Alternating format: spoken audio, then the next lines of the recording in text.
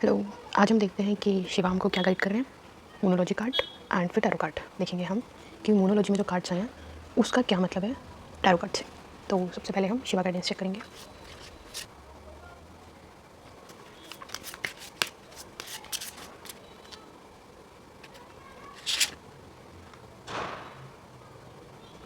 शिवा कह रहे हैं कि ना आपको अपनी कुंडली योगा पे काम करने की ज़रूरत है। आपको जो अपने 7 चक्रास है ना उनको हील करने की ज़रूरत है और उसमें आपको काम करने की ज़रूरत है।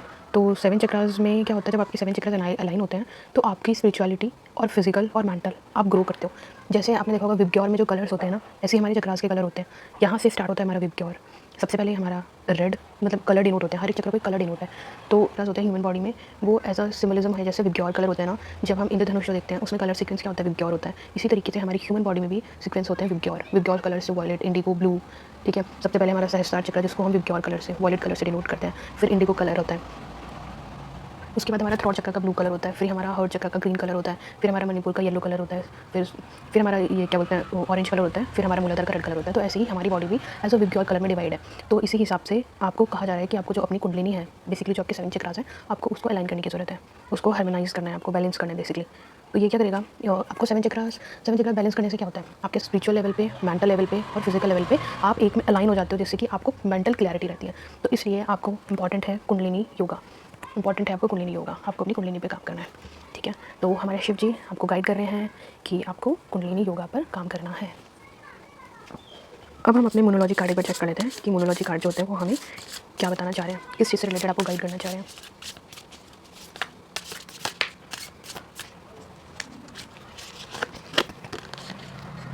Win outcome, win win outcome is forecasted.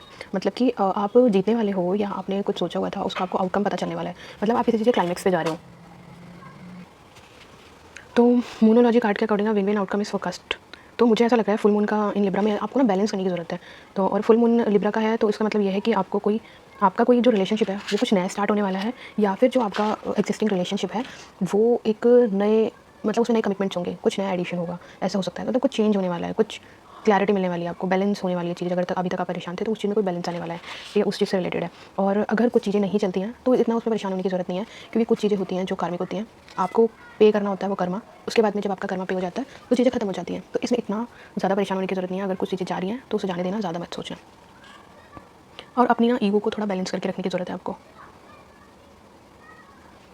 हाँ, तो मोनोलॉजी कार्ड में हमारा ये था। उसके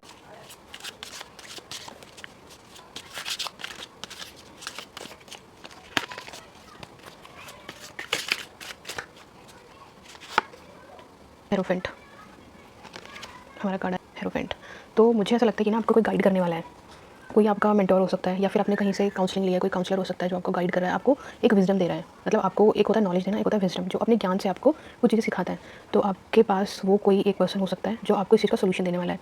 वो स्पिरिचुअल भी हो सकता है, वो रिलीजियस एडवाइजर भी हो सकता है, कुछ भी हो सकता है, कोई पंडित भी हो सकता है, प्रीस्ट भी हो सकता है।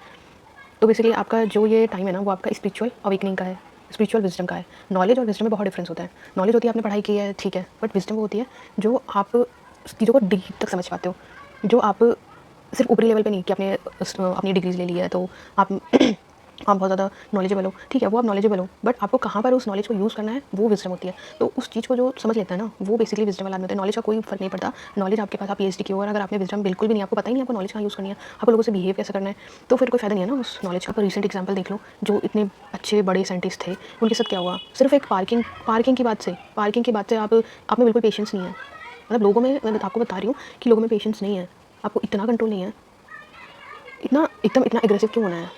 थोड़ा शांत रहो। एक पार्किंग के पीछे कोई इतना बड़ा साइंटिस्ट जिन्होंने इतने पेपर लिख रखे थे, जो कि रिसर्च कर रहे हैं, रिसर्च साइंटिस्ट हैं, कितने साल के, 39 to 40 ईयर के होंगे, ज़्यादा नहीं है वो, बट उनके साथ में क्या हुआ, खत्म ना। इतना उन्होंने अभी तक काम किया, बाहर जाके उनका रिसर्च पेपर सब कुछ है, बट सब खत्म हो गया ना, तो कोई फ़ायदा नहीं है ना इन सब चीज़ों का।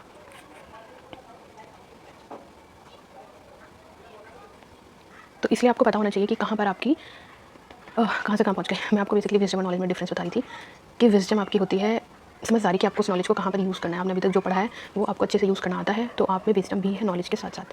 और अगर आप में सिर्फ नॉलेज है, आपको पता नहीं है कहाँ पर क्या यूज़ करना है, कहाँ पर किस लोगों से कैसा बिहेव करना है, कहाँ पर लड़ना है, कहाँ पर क्या करना है, अगर आपको ये नहीं पता तो आप में कोई फ़ायदा नहीं है इतना पढ़ लिख के, इतना नॉलेज लेके। विजडम होना मस्ट है।